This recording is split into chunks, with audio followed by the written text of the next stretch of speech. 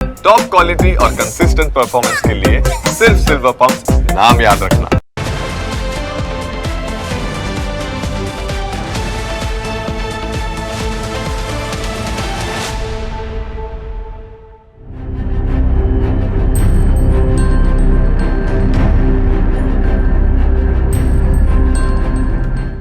બોલવામાં બેફામ છે. સોશિયલ મીડિયા પર જ્યારે તે બોલવા ચડે ત્યારે તેને બંધ કરવી પણ મુશ્કેલ છે. તેને કોઈ પણ પ્રકારની શરમ નથી. તે જાહેરમાં અપશબ્દો પણ બોલતી જોવા મળે છે.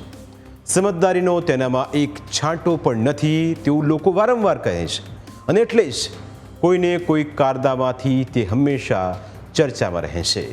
નામ છે તેનું કીર્તિ પટેલ. આ વખતે એક વર્ષ જૂના કેસમાં તેની ધરપકડ કરવામાં આવી. જો કે કેસ જૂનો હતો તો પછી કીર્તિને પકડવામાં પોલીસને 1 વર્ષનો સમય કેમ લાગ્યો તે પણ એક સૌથી મોટો સવાલ છે. સૌથી પહેલાં આખો કેસ અમે તમને સમજાવીએ, ત્યારબાદ આ કેસના કારણે તેની ધરપકડ થઈ છે કે પછી બીજું કોઈ કારણ છે તે પણ અમે આપને વિસ્તારથી સમજાવીશું. વાત 1 વર્ષ પહેલાંની છે. ટિકટોક સ્ટાર કીર્તિ પટેલ વિરુદ્ધ સુરતના એક જાણીતા બિલ્ડરે પોલીસ ફરિયાદ નોંધાવી હતી. સુરતના કાપોદ્રા પોલીસ મથકે જૂન 2024માં કીર્તિ પટેલ સહિત 7 લોકો સામે ફરિયાદ દાખલ થઈ હતી. જે તે સમયે કાપોદ્રા પોલીસે વિજય સવાણી નામના વ્યક્તિની ધરપકડ કરી હતી, જ્યારે કીર્તિ પટેલ છેલ્લા 1 વર્ષથી ભાગતી ફરતી હોવાનો પોલીસનો દાવો છે. આખરે કીર્તિને અમદાવાદના સરખેજથી પકડી પડવામાં પોલીસને સફળતા મળી. આ દ્રશ્યોમાં કીર્તિ પટેલને પોલીસના સકંજામાં જોઈ શકાય છે. સામાન્ય રીતે કોઈ પણ વ્યક્તિની ધરપકડ થાય તો તેનું માથું શરમથી ઝૂકી જતું હોય છે, પરંતુ કીર્તિ પટેલ માટે કદાચ આ વાત નહીં હોય, કારણ કે બેશરમીની હદ તેણે વટાવી છે. તે પોલીસ કાફલા સાથે હસતી જોવા મળી, જાણે કે જેલ જવાનો તેને કોઈ અફસોસ જ ન હોય, જાણે શોખ હોય. કીર્તિની ધરપકડને લઈ પોલીસે શું કહ્યું તે પણ સાંભળો. मैं ये भी बताना चाहूँगा कि कीर्ति बेन के अगेंस्ट में और भी काफ़ी सारी फरियादें और कंप्लेंट्स हैं. उनमें हमारे पास लैंड ग्रैबिंग और एक्सटॉर्शन की फरियादें भी हैं और उनमें भी उनका स्टेटमेंट हम रिकॉर्ड करेंगे और आगे कार्रवाई हम करेंगे. सर अभी जो गुना है वो क्या है? अभी किस गुना में धरपकड़ हुई है? अभी फ़िलहाल जो गुना है वो हनी ट्रैप और एक्सटॉर्शन का गुना है और इसमें टोटल 5 आरोपी हैं और एक अननोन भी है. કીર્તિ પટેલ સામે હની ટ્રેપ અને સેક્સટોર્શનનો ગુનો નોંધાયો છે. આખરે જે ગુનાને લઈને કીર્તિની ધરપકડ કરવામાં આવી છે તે કેસ શું છે તે પણ જાણી લઈએ. પોલીસના દાવા પ્રમાણે કીર્તિ અને વિજય સામે ફરિયાદ કરનાર એક બિલ્ડર છે. વિજય અને બિલ્ડર વચ્ચે મિલકતની લેતી દેતીનો કોર્ટમાં કેસ ચાલી રહ્યો છે. આ કેસ 2024માં બોર્ડ ઉપર આવવાનો હતો, જેથી વિજય સવાણી અને તેના સાગરીતો સાથે મળીને બિલ્ડર પાસેથી બળજબરી પૈસા કઢાવવા ઈચ્છતો હતો. એટલા જ માટે વિજય સવાણીએ કીર્તિ પટેલ અને તેના સાગરીતો સાથે મળીને સોશિયલ મીડિયા પર બિલ્ડરને બદનામ કરવાના કાવતરા શરૂ કર્યા હતા. કીર્તિ પર આરોપ છે કે તે ફરિયાદી અને તેના પરિવારને સોશિયલ મીડિયાના લાઈવ પ્લેટફોર્મ પર અપશબ્દો બોલીને બદનામ કરતી હતી. બિલ્ડરના ફોટો સાથે કીર્તિ પટેલ અને વિજય સવાણીએ રીલ્સ પણ અપલોડ કરી હતી. કીર્તિ પટેલ દ્વારા મારી નાખવાની ધમકી પણ આપવામાં આવતી હતી. કીર્તિ પટેલ તેમજ અન્ય સાગરીતો દ્વારા માનસિક ત્રાસ ગુજારવામાં આવતો હતો. આ ઉપરાંત બિલ્ડર પાસેથી રૂપિયા 2 કરોડ સુધીની ખંડણી પણ માગવામાં આવી હોવાનો ફરિયાદમાં ઉલ્લેખ છે. કીર્તિ પટેલ તેમજ અન્ય આરોપીઓ દ્વારા જે કારનામા કરવામાં આવ્યા હતા તેને લઈ ફરિયાદીએ કાપોદ્રા પોલીસ સ્ટેશનમાં ફરિયાદ નોંધાવી હતી. ફરિયાદ બાદ અહીં સમાધાનનો ખેલ પણ શરૂ થઈ ગયો હતો.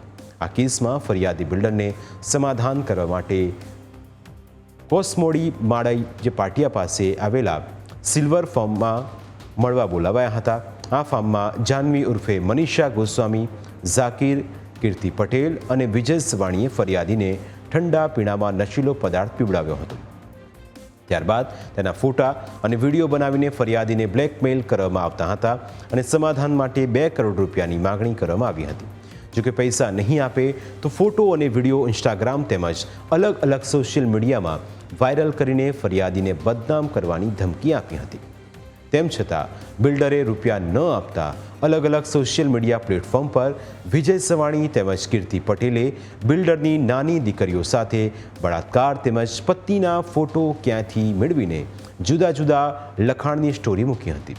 એટલું જ નહીં, ફરિયાદીને ખોટા કેસમાં ફસાવવાની ધમકી પણ આપી હતી. આ કેસમાં બિલ્ડરે આરોપીઓ સામે કાપોદ્રા પોલીસ સ્ટેશનમાં ફરિયાદ નોંધાવી હતી. આખા કેસમાં વિજય સવાણીની પોલીસે ગત વર્ષે જ ધરપકડ કરી હતી, જ્યારે કીર્તિ પટેલને વોન્ટેડ જાહેર કરવામાં આવી હતી. જોકે સવાલ એ થઈ રહ્યો છે કે 1 વર્ષ જૂના કેસમાં અત્યાર સુધી કીર્તિ પટેલ બહાર ફરતી હતી, તેમ છતાં તેને પકડવામાં કેમ ના આવી અને હવે પોલીસે અચાનક જ કેમ જેલના સળિયા પાછળ તેને ધકેલી, તેને લઈ ચર્ચાએ પણ જોર પકડ્યું છે. આખરે કીર્તિને પકડવામાં આટલી વાર કેમ લાગી તેને લઈને પોલીસે શું કહ્યું તે પણ સાંભળો. 10 महीने के दौरान में इनका मोबाइल जो है वो कॉन्स्टेंटली अलग अलग लोकेशन पे आ रहा था, गुजरात के अलग अलग लोकेशंस पे, लेकिन कोई भी परफेक्ट लोकेशन नहीं आने की वजह से इनको हम अरेस्ट नहीं कर पा रहे थे. साथ ही साथ जो आईपी एड्रेस है ये बार बार चेंज हो रहा था और इनका जो फ़ोन है वो भी बार बार स्विच ऑफ होकर अलग अलग मोबाइल नंबर और अलग अलग सिम कार्ड से यूज़ हो रहा था. हमने आईपी एड्रेस ट्रैक करके और जो इंस्टाग्राम और बाकी लोगों से कोऑर्डिनेट करके उनके नोडल ऑफिसर से कोऑर्डिनेट करके हमने ये लोकेशन निकलवाया और इसमें हमने साइबर एक्सपर्ट्स का भी इस्तेमाल किया है और इसके साथ ही हमने इनको पकड़ा है. બીજી તરફ એક ચર્ચા એવી પણ છે કે વિસાવદરની ચૂંટણીમાં કીર્તિ પટેલ નુકસાનરૂપ સાબિત ન થાય તે માટે તેની ધરપકડ કરાઈ હોઈ શકે છે. કારણ કે ગત વર્ષે ભૂપત ભયાણીનો એક વિડીયો વાયરલ થયો હતો. આ વિડીયોમાં ભૂપત ભયાણી એક યુવતી સાથે ગેસ્ટ હાઉસમાં પ્રવેશ્યા હોવાનો આરોપ લાગ્યો હતો, પરંતુ તે સમયે ભૂપત ભયાણી આમ આદમી પાર્ટીના ધારાસભ્ય હતા અને હવે તેઓ બીજેપીમાં છે. તેવામાં કીર્તિ પટેલના મતોમાં કોઈ નુકસાન પહોંચાડે તે પહેલાં જ તેને જેલ ભેગી કરી દેવાઈ હોવાનું પણ ચર્ચાઈ રહ્યું છે. જોકે કીર્તિ પટેલ પહેલેથી જ વિવાદિત વિડીયોને લઈ ચર્ચામાં રહેતી આવી છે. તેના અનેક વિડીયોને લઈ વિવાદો સર્જાયા છે, પરંતુ તેના વિડીયોને હવે લોકો એક મનોરંજનનો ભાગ માની રહ્યા છે. પ્રાઇમ 9માં આજે બસ આટલું જ. ફરી મળીશું આપણે સ્પર્શતા મુદ્દા સાથે. ત્યાં સુધી રજા આપશો. નમસ્કાર.